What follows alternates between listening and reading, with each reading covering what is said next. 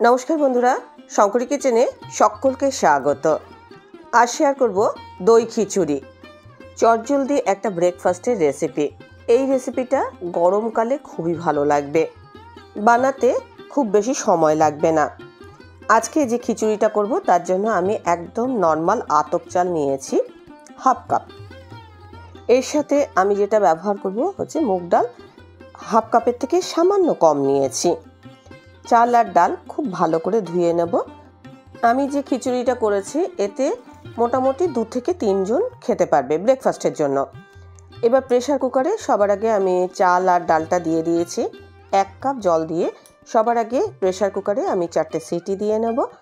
এটা হতে থাকুক, ততক্ষণে এর মধ্যে যে ইনগ্রিডিয়েন্টস দেবো সেটা আমি দেখিয়ে দিচ্ছি। একটা গ্রেটারে আমি একটা গাজর গ্রেট করে নিচ্ছি। গাজর ছাড়া আর যা যা ইনগ্রিডিয়েন্টস আমি রান্নায় ব্যবহার করব সেটা রান্না করতে করতেই দেখিয়ে দেবো। প্রেশার কুকারে 4টে সিটি দেওয়ার পর চাল ডালটা ভালোভাবে সেদ্ধ হয়ে গেছে, আপনাদের একটু দেখিয়ে দিই।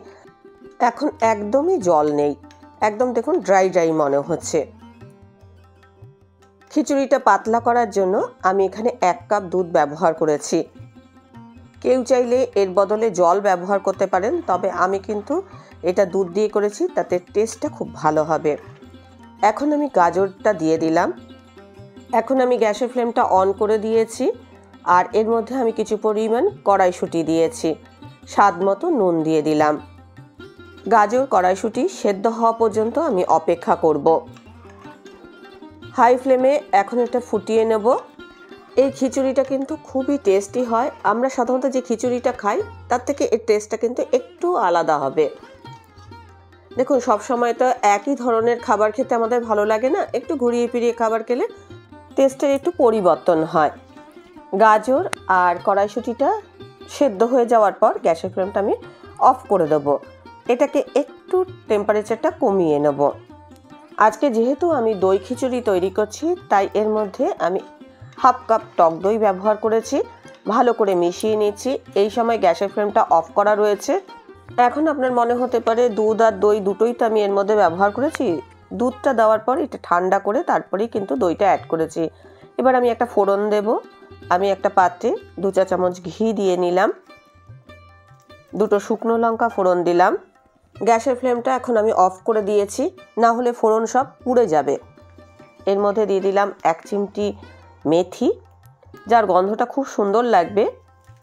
1 চিমটি গোটা জিরে সর্ষে দিলাম। এবার দিয়ে দিচ্ছি 1 চিমটি হিং, যার গন্ধটা এই খিচুড়িতে খুবই ভালো লাগবে এবং হজমেও সাহায্য করবে। দিয়ে দিলাম আদা কুচি 1 ইঞ্চি, আর দিলাম 2টো কাঁচা লঙ্কার কুচি।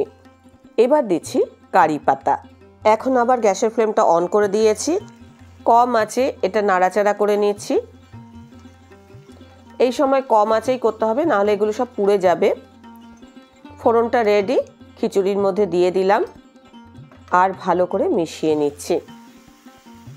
এই খিচুড়ির সাথে সাইড ডিশ হিসাবে কিচ্ছু নিতে হবে না, খেতে বেশ ভালো লাগবে। সামনেই গরমকাল আসছে, একটু অন্য ধরনের ব্রেকফাস্ট আপনারা তৈরি করে নিতেই পারেন। আর যেহেতু এটা আমি প্রেশার কুকারে তৈরি করেছি, তাই এটা বানাতেও খুব বেশি সময় নেয়নি। 10 মিনিটের মধ্যেই খিচুড়ি তৈরি হয়ে যাবে। খিচুড়ি তো রেডি। রেসিপিটা ভালো লাগলে অবশ্যই একটা লাইক দেবেন, প্রচুর প্রচুর শেয়ার করবেন। আমার চ্যানেলটা ভালো লাগলে অবশ্যই সাবস্ক্রাইব করে আমার পাশে থাকবেন। আজকের রেসিপি এই পর্যন্ত। দেখা হবে নতুন কোনো রেসিপি নিয়ে, নতুন কোনো এপিসোডে। এতক্ষণ আমার সঙ্গে থাকার জন্য অনেক অনেক ধন্যবাদ।